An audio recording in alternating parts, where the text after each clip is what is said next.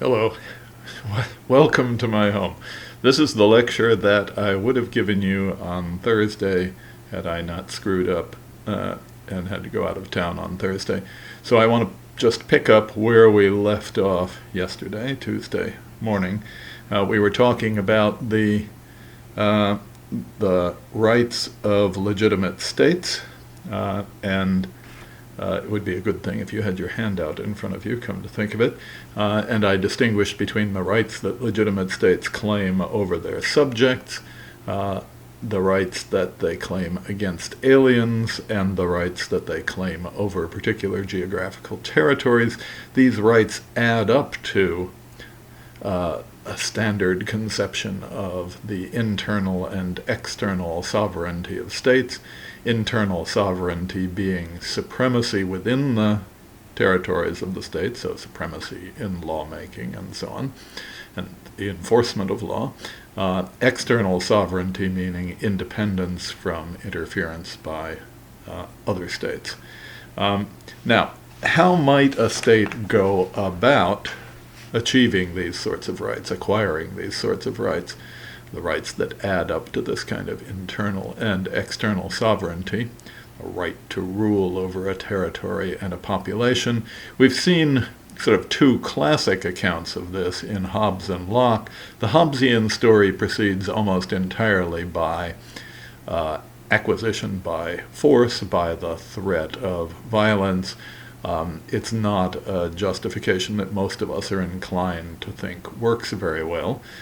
What I want to focus on instead is the Lockean account of how legitimate states might acquire these rights. Some of this, of course, is familiar to you already. Indeed, most of it is at least a little bit familiar. We know how, on the Lockean model, states acquire rights over their subjects, rights to their obedience, rights to non-competition in the task of lawmaking and law enforcement, and that, of course, is through the individual consent of the members. It's a little more complicated how, on this model, states acquire their rights with respect to aliens, that is, those states and individuals outside of their territories. But these rights are acquired from the subjects as well. Remember that Lockean subjects are also persons, and as persons they enjoy the rights of that are defined by natural law. One of those rights is a right to non-aggression by others, and that right can be enforced by their state once they become members of states. So the right to non-aggression that states enjoy on behalf of their subjects comes naturally from those subjects. The right to deal with other nations as an equal in, say, treaty making or perhaps in war making also comes from individuals. Right? Individuals begin with a natural executive right. That right entitles them to punish others for wrongdoing according to natural law. They also have a right to enter into contracts with other individuals when they allow their states to exercise these rights on their behalf. States acquire what Locke calls a federative right, namely the right to deal with those outside the state. The most complicated story of all, of course, is the story that Locke has to tell about how states acquire rights over particular geographical territories. We've mentioned this but not discussed it in any detail, so let me say a little bit more about that. We know that states acquire their territorial rights principally from the individual rights over land that their members bring with them. When someone consents to be a member in a political society, according to Locke, they consent as well to, as he says, join their property to the state. Now, by joining here, I think he means not giving their property to the state, but simply joining it in the sense of making it subject to certain kinds of state control. So think about the model this way. Individuals in a state of nature, say, have full ownership of the land that they've labored on, that they've used productively. That full ownership is a big bundle of various rights to control that land and use it in various ways. When individuals enter a Lockean political society, a legitimate political society, they join their land to the state in the following sense. They divide up that bundle of rights with the state. So the state gets, for instance, out of that bundle of rights that the individual property owner originally had, the state gets the right to regulate the individual's use of land in various ways, and the state gets the right perhaps to tax that land or tax its use. The state gets the right to control the boundaries of that land if the boundaries are the same as the external boundaries of the state's territory. They get the right to prohibit individuals from selling or giving their land to people who are not members of the state. They get the right to enforce the state's rules on that land. The original owner in this transaction keeps various of the rights of property. He keeps the right to use the property within the limits of the state's regulation of it, to sell it to other members of the state, to bequeath it to his family members, to earn income from the use of it, and so on. So what you end up with in a Lockean legitimate political society is private property in your land, but it's a paler version of private property than the one that would be enjoyed by you in the state of nature. The state, as it were, has some control over your land as well. So it's a kind of division of the bundle of rights. If you wanted to look at private property in the United States through the lens of that model and ask the question, is there really private property in the United States? The answer would have to be sort of. It's not quite the kind of private property that you might enjoy were there not a state, but it's still a kind of private property. So the Lockean model of state territorial rights, states' rights over particular geographical territories, is going to be a kind of patchwork model.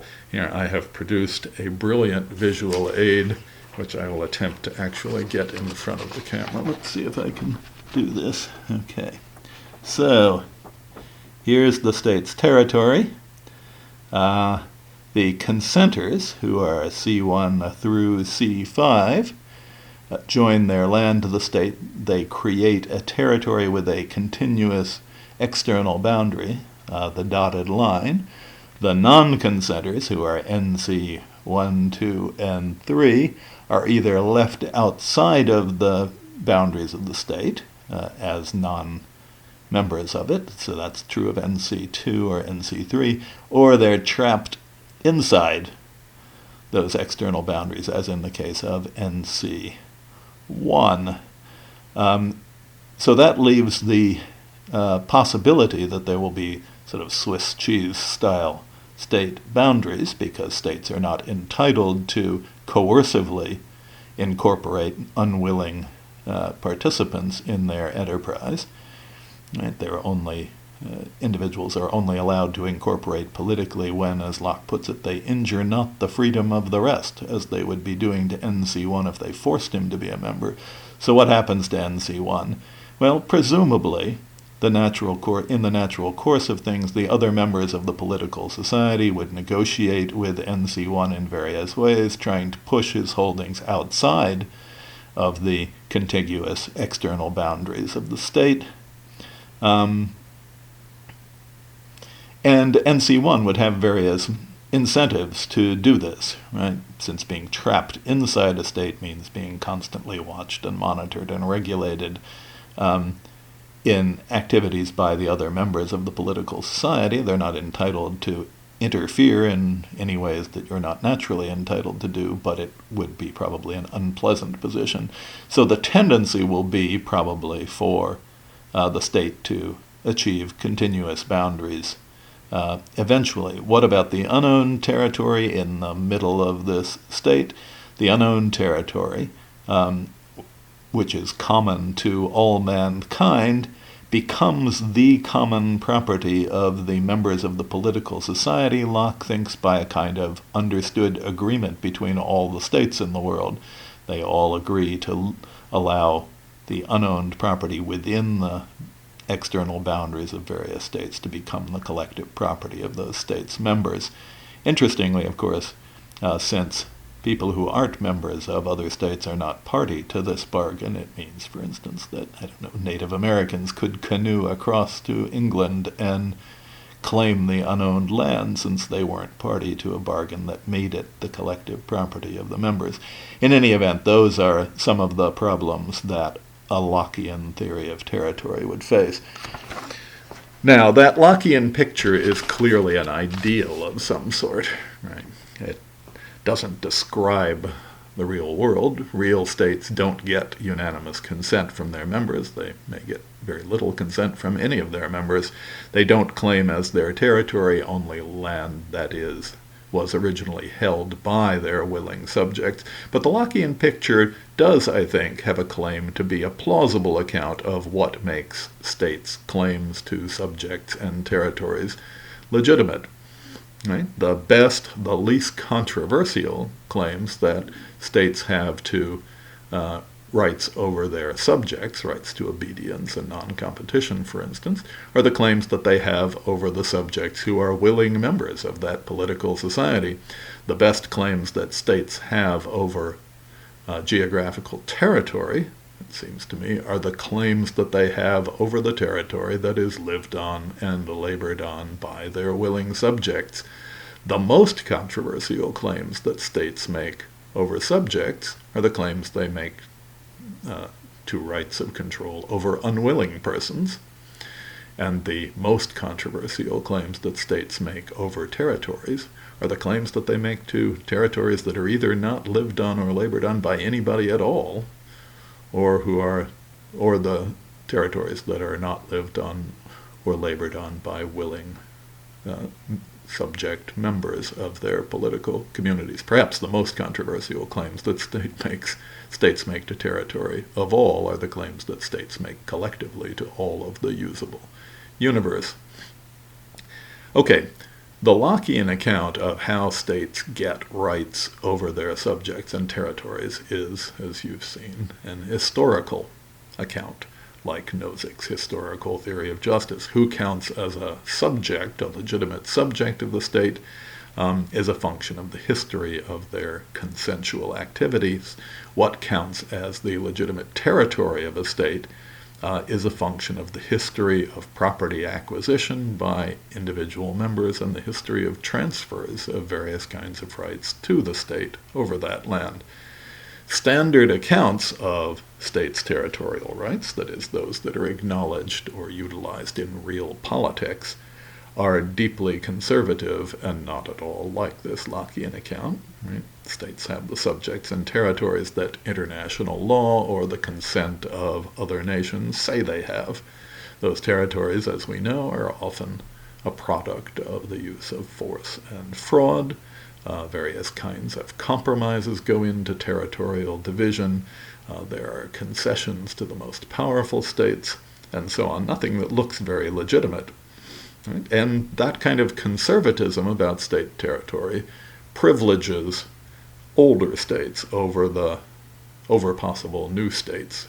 For instance, old states get to claim as territory whatever they've managed to lay their hands on in the course of their histories, however bloody and unjust those histories.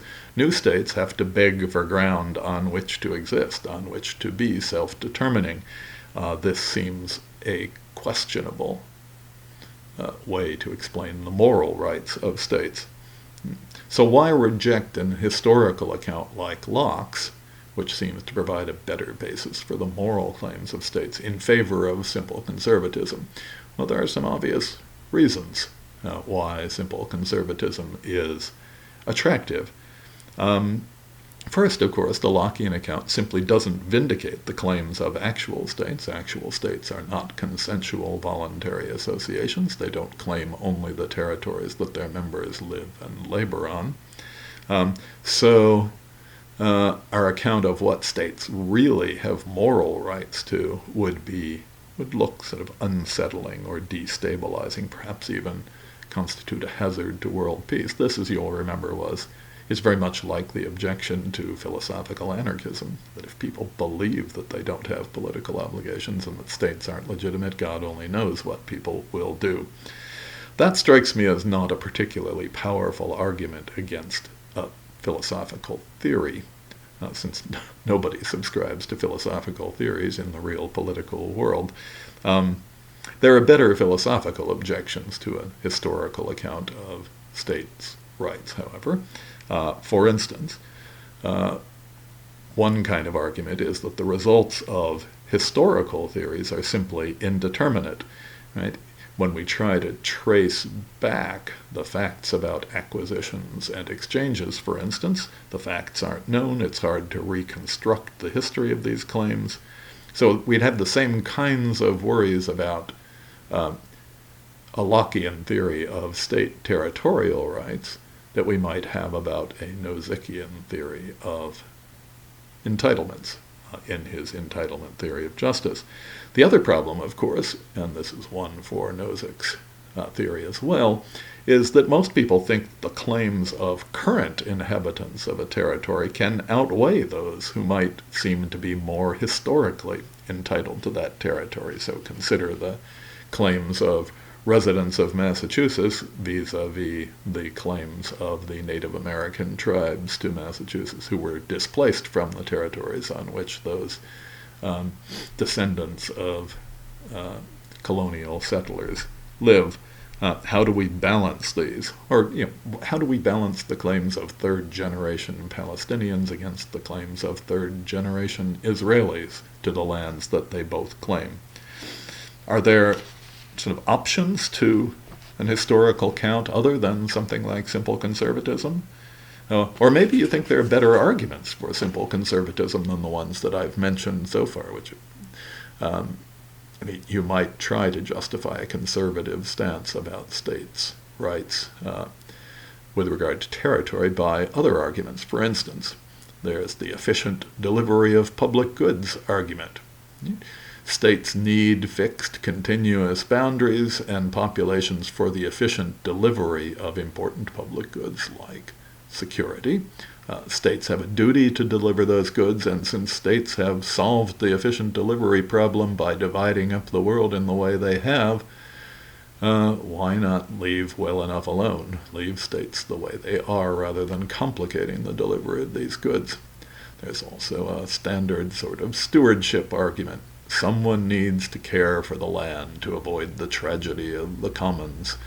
When no one has charge, when no one is responsible for land or resources, those land and resources tend to be pillaged and looted by all in ways that make it impossible to sustain them, to sustain their value. States, someone might say, are pretty good at such stewardship. My own view is that states tend to be pretty bad at that kind of stewardship. But in any event, states are already engaged in that kind of project, so why not leave well enough alone? Those arguments, it seems to me, might conceivably show that states need stable territories. They might conceivably show that territory ought to be in the control of states rather than simply in the control of individuals in order to avoid those kinds of tragedies. It's unclear that they show that historical or other cultural reasons, say, for dividing up the world differently shouldn't also be acknowledged in competition. If all that matters is stewardship and efficient delivery of public goods, for instance, think about this problem. Suppose that in the dark of night, the United States moves the southern boundary fences a few miles further south into what is generally acknowledged to be Mexican territory, right? But the United States continues the efficient delivery of security to its new territory. It continues to serve as a steward with regard to that territory. On the basis of the efficient delivery and stewardship arguments, it's not clear why there would be anything illegitimate about the United States doing that, and yet it seems clear that it would constitute a wrong to Mexico. It would constitute a wrong to those individuals who are suddenly on the United States side of the boundary fence. Right? They might actually prefer to be north of the boundary fence to being south of the boundary fence, but they might have very good reasons for not preferring that, such as separation from family and friends and from their own national culture. So it seems to me that appeals to historical considerations look like they ought to at least be taken seriously, in addition to these kinds of arguments for leaving things as they are. If you think about utilitarian arguments, they cut both ways, right? There are always utilitarian arguments available. There's some utilitarian benefit to avoiding change, right? There are significant transaction costs anytime there are changes in things like national boundaries. But utilitarian arguments also cut in the other direction as well, right? There are utilitarian reasons in favor of change where, say, famine or natural disasters lead to a dire need for more land or resources or a different territory. So the fact that some kind of state control over territory seems necessary doesn't imply, I think, that current arrangements are the most legitimate arrangements that we could find.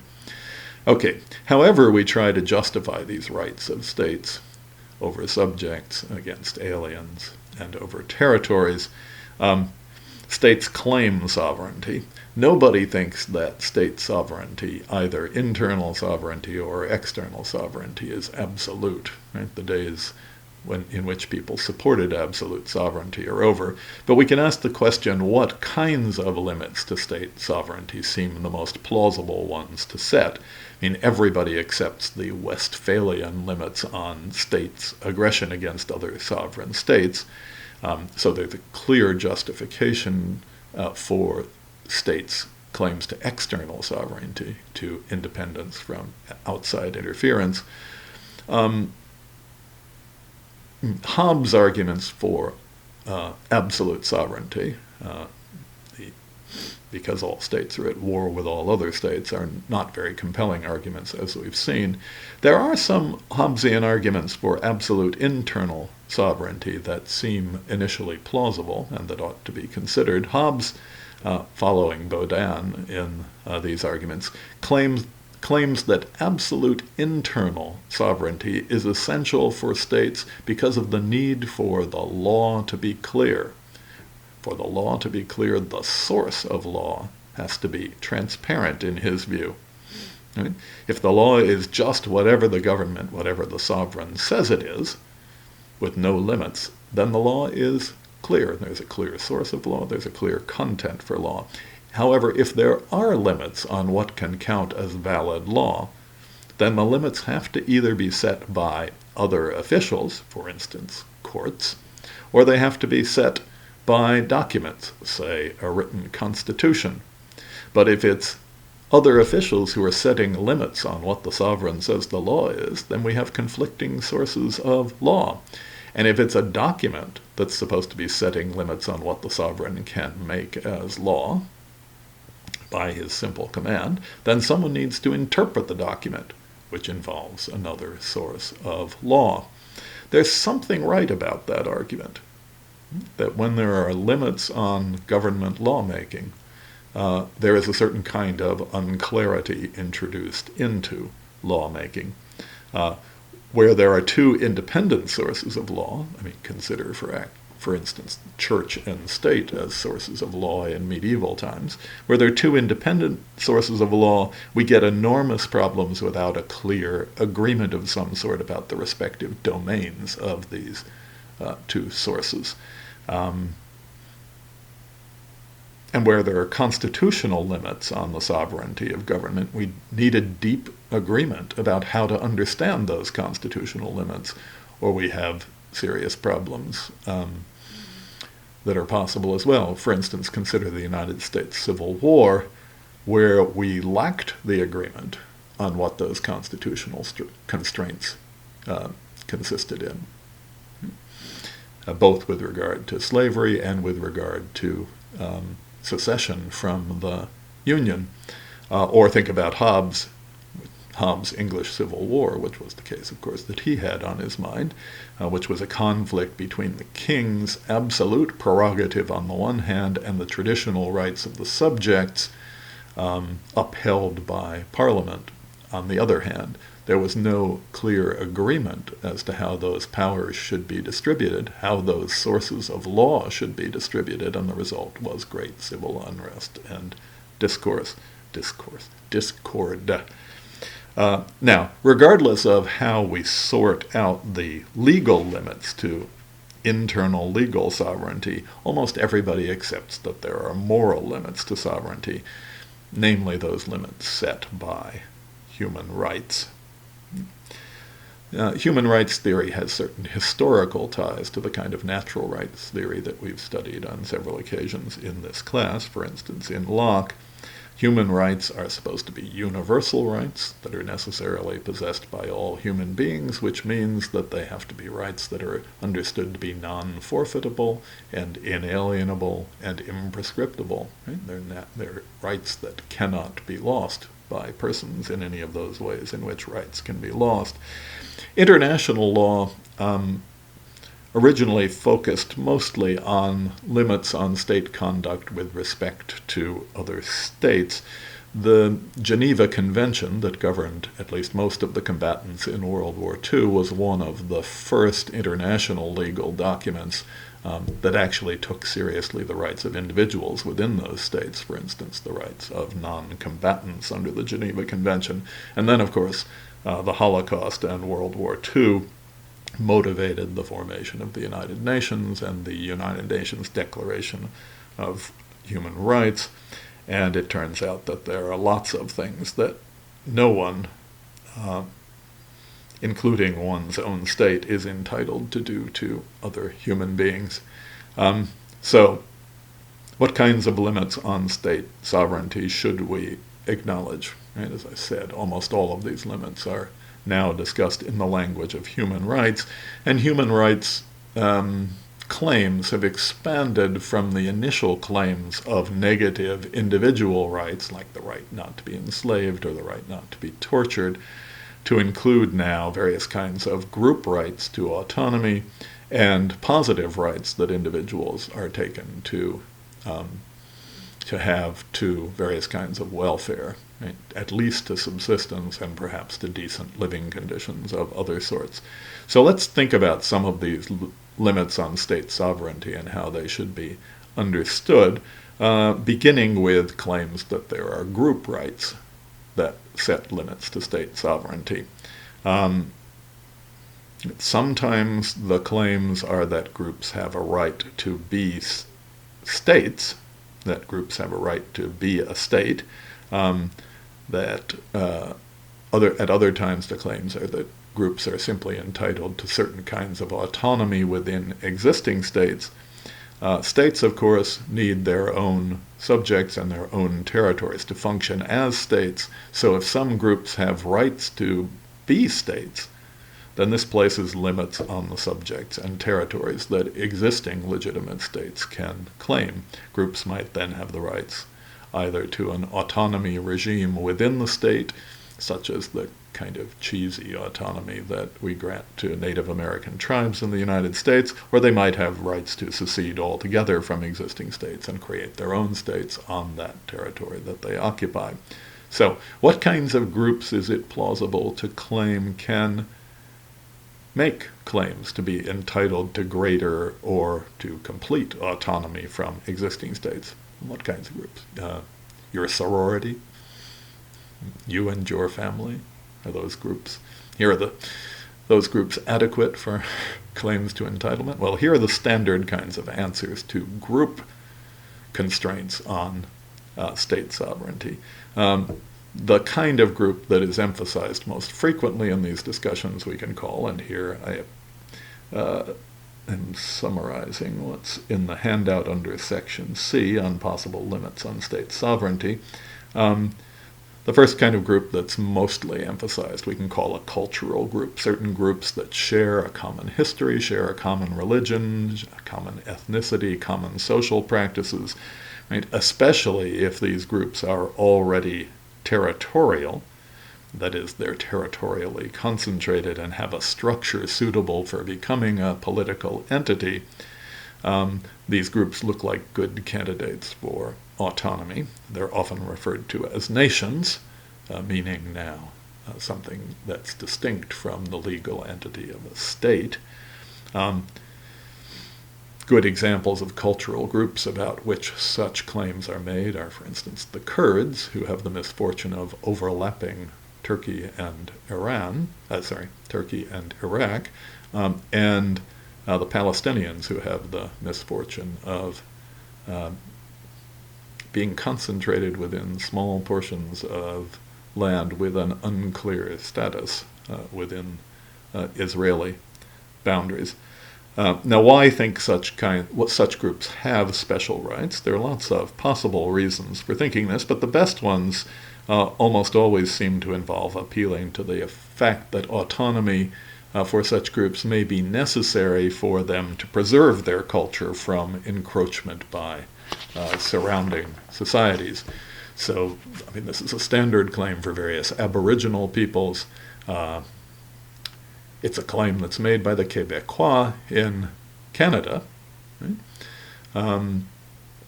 And such groups often have sort of territories that they regard as their own national homelands, for instance, to which they have historical ties, which have religious significance for them, to which they've added value in various ways that look vaguely Lockean, right? That they have improved and changed the land on which they live. What about groups that don't have territories of that sort? Should they be discounted as groups that are entitled to autonomy on that basis? The Jews were widely scattered across various nations. What if they scattered reasonably naturally, I suppose, but what if they'd been forcibly scattered? I mean, think about the Acadians who were forcibly scattered from Canada by the British after the conquest of Canada, right? They fled to other parts of Canada, to Louisiana, for instance, where they're responsible for the development of wonderful Cajun cuisine, and back to their native France. Did they have a right to be a nation? They were territorially concentrated. They had those characteristics that identify them as a nation. They seem to be politically capable. What do we want to say about such groups?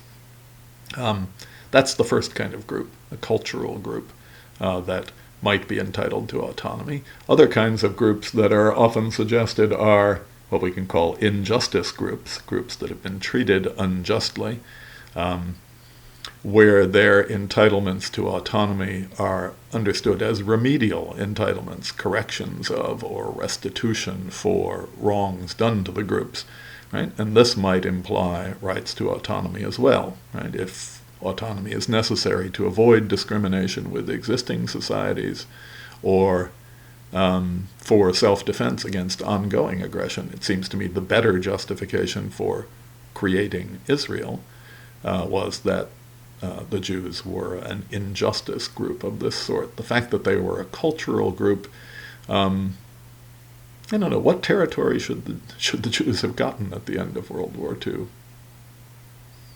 You have views on this? I've always thought they should have gotten Bavaria, rather than sticking them down in the middle of 10 million Arabs who didn't want them there.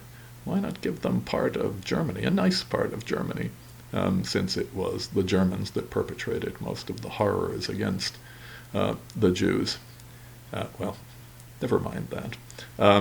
A third sort of group that is sometimes identified, what we can simply call choice groups. Right? If individuals are free to govern their own lives and to associate with others as they please, as most of us think, why shouldn't groups of individuals that simply choose to associate with one another and to be self-governing be entitled to political autonomy? So maybe you and your family or your sorority might count as a relevant sort of group that has a right to autonomy.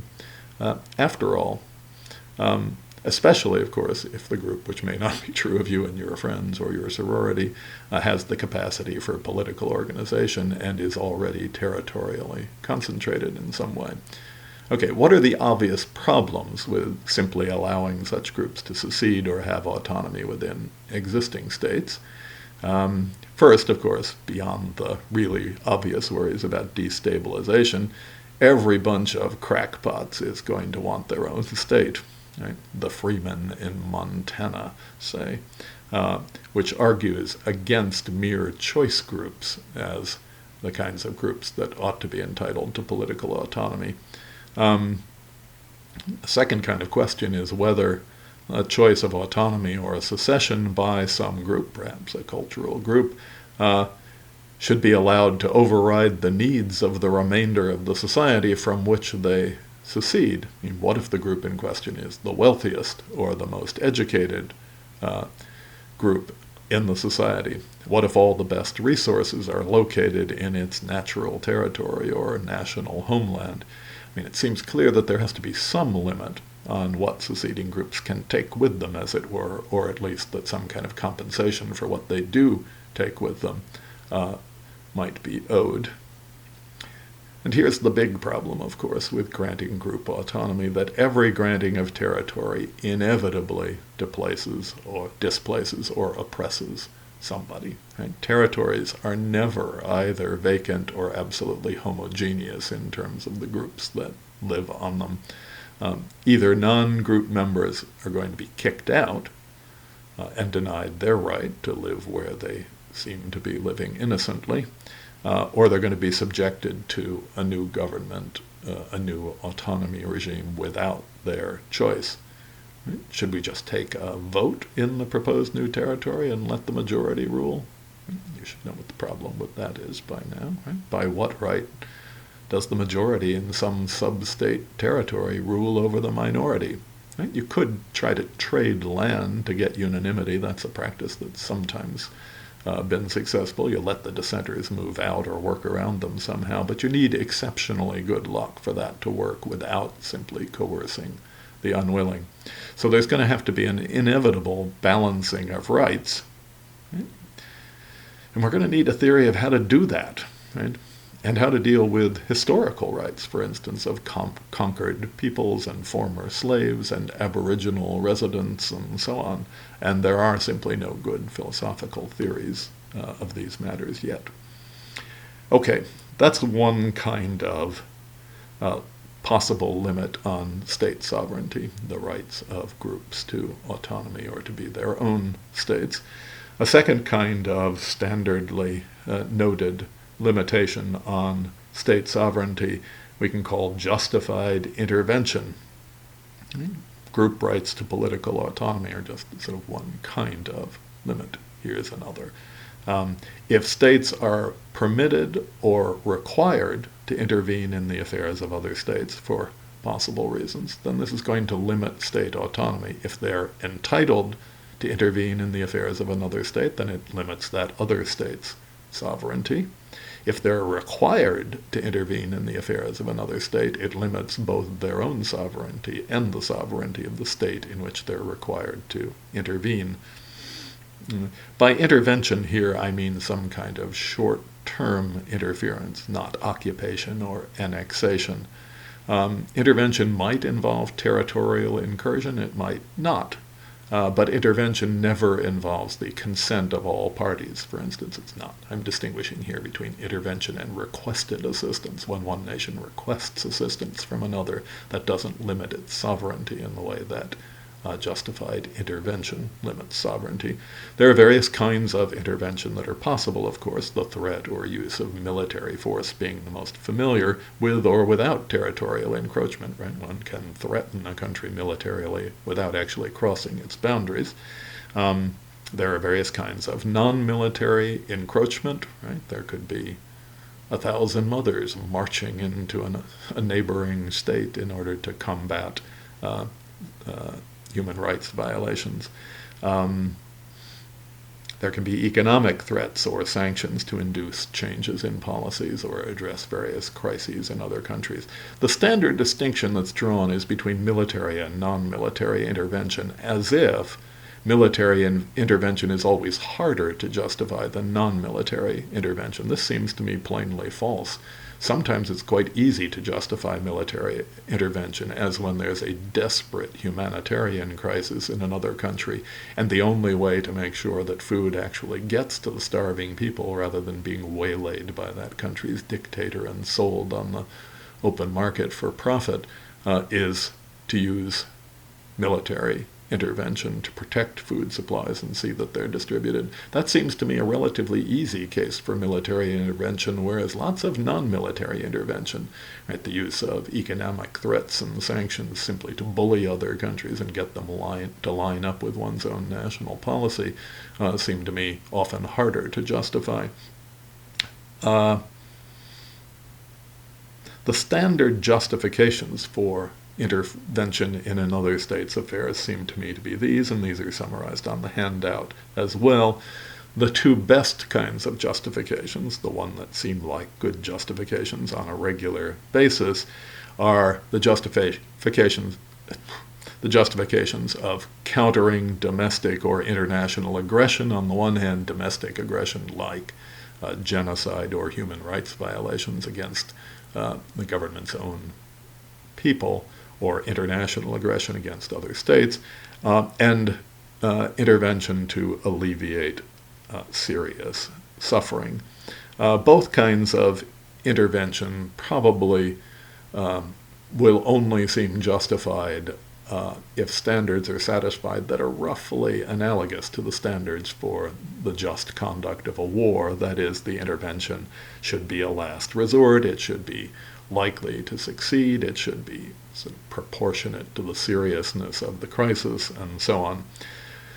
There are two other sort of common justifications for the intervention of one state into the territories of another, that while they might constitute good justifications, sometimes are hard to defend just because they're so often used as rationalizations. They're misused as rationalizations for unjustified intervention. And those are to preempt aggression by other states. Right? The United States' original justification for intervening militarily in Iraq was that Iraq was producing weapons of mass destruction that were going to be used against the United States and other Western nations.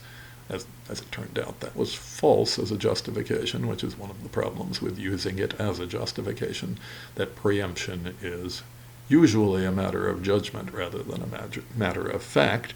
The other justification that's commonly used is to promote well-being in another state, where those in the other state actually resist such improvements in well-being. We're not talking about alleviating desperate need or suffering here, but making the people happier, making them less benighted, less in the grips of cultures that are bad for them. This is harder to justify, of course, because it's been used so often to rationalize colonial intervention of various sorts. But one can imagine cases where such justifications were not mere rationalizations, where the justifications might work. These would both be bad justifications to be acknowledged in international law just because they're so frequently misused. Okay, the final kind of familiar limit that people propose to state sovereignty is the limit of required assistance by one state to another. Here we're not talking about assistance with intervention, but assistance without intervention, say by wealthy nations to poor ones where real good can be done at relatively low cost. Sometimes people try to model states' duties with respect to this kind of required assistance on individual duties to assist others. So the analogous individual duties might be individual duties of rescue in emergency situations to pull the drowning person from the pond, or individual duties to help alleviate more distant and chronic need, individual duties to give to aid organizations and so on. But more often, the duties of nations to assist others are discussed as extensions of relevant theories of justice for domestic societies, which we examined earlier. So suppose we think back to what various theories of justice actually say about requirements for the society to be just domestically. Right? If we extend these kinds of justifications to the international sphere, do they have implications for international aid requirements? Well, think first about the easiest case, the utilitarian view, right? Remember, the utilitarian theory of justice is simply that states ought to be ordered in such ways as to maximize utility domestically. Now let's internationalize that duty, right? If state governments are bound by utilitarian duties in the same way that individuals are, then states are going to have quite extensive duties to equalize wealth across national boundaries. Might be very, very extensive duties of aid to other countries on a utilitarian model, because remember, the argument here is that we ought to give until it stops maximizing utility to give, and given the diminishing marginal returns of money and most resources, they're going to buy more utility in the hands of the worse off, right? And so ought to be distributed downward. That's one kind of argument. We talked a little bit about the Lockean position earlier, or I talked a little about the Lockean position earlier. What's the Lockean view? Well, the rights that people have are rights not to be aggressed against and rights to be aided when they're in dire need. If we try to internationalize that view of what states then have duties to do, they have duties to not aggress against other societies unjustly, and also perhaps to help other societies when those societies are in dire need. That imposes a slightly less onerous burden on states on that model. And of course we talked about the libertarian position, right? Justice domestically simply consists, according to the libertarian, in each of us laying off. We have no duties, no positive duties towards others, except contractual or remedial duties. If we've harmed them, we might have a positive duty to remedy that harm. If we've agreed to give aid, we'd have a duty to give aid, but otherwise none. If you internationalize that stance, then nations owe virtually nothing to other nations. The liberal egalitarian view is less clear, and there's a great deal of continuing debate on this subject. I'll just let you know where that debate stands, and then I'll stop. Rawls actually wrote in a book called The Law of Peoples that nations owe to other nations only the assistance to make them well-ordered according to their own conceptions of justice, that is, to help them have an institutional structure that actually matches their shared conceptions of justice. Rawls thought there were no duties to equalize wealth across borders. Rawls' domestic theory of justice, of course, as you know from our examination of it, requires significant equalization of wealth within particular societies, right? Because to socially reinforce the arbitrary differences between persons, differences that are simple matters of luck in the natural and social lottery, is to reward undeserved traits. And it's tempting, and many critics of Rawls have given in to this temptation. It's tempting to say that the same logic should be used to deal with the international case. Right? Surely there's nothing more arbitrary from a moral point of view than what nation you happen to be dumped into at birth. It's quite striking what the differences in life prospects are between people born south of the Rio Grande and people born north of the Rio Grande, and that looks like a matter of dumb luck. So why shouldn't we nullify those arbitrary advantages and disadvantages by equalizing wealth and access to resources across national boundaries? Right? How should we do this? Should we open the borders to all comers? That seems the likely conclusion, especially if states' claims to territorial rights are suspect to begin with. Are there arguments against such radical conclusions as opening the borders? Well, there are. The stewardship argument has some weight here. Right? If opening the borders, even if wealthy nations are required to share their wealth, they might not be required to open the borders if opening the borders would destroy their ability to produce the wealth that they're obliged to share with others.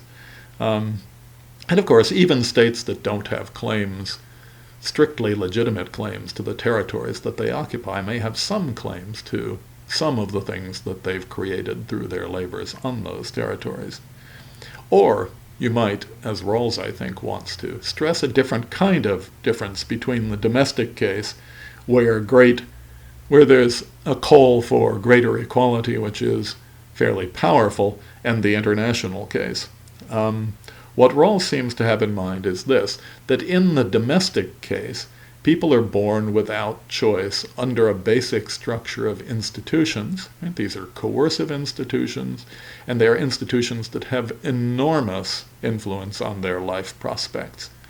Right? Because of this, because they are subjected without choice to enormously influential institutions, society needs to justify that imposition, and the only way it can justify the imposition strongly enough is by making those institutions fair to everyone. Only if the institutions are fair to everyone, take everyone's life prospects seriously, can we justify that kind of imposition on individuals. That's why there are strong requirements of equalization in the domestic case. There is nothing like an international basic structure, Rawls thought, which is similarly systematic and invasive and similarly affects life prospects. And if there isn't, then the same burden of justification doesn't exist in the international case, and calls for equalization of wealth across national boundaries are not as compelling. That debate goes on in political philosophy, the debate between the supporters of Rawls' actual view and the supporters of the equalization view that others think should flow from Rawls' domestic theory of justice. That debate goes on. I will not go on any longer. I will see you instead on Tuesday for the exam. Good luck preparing.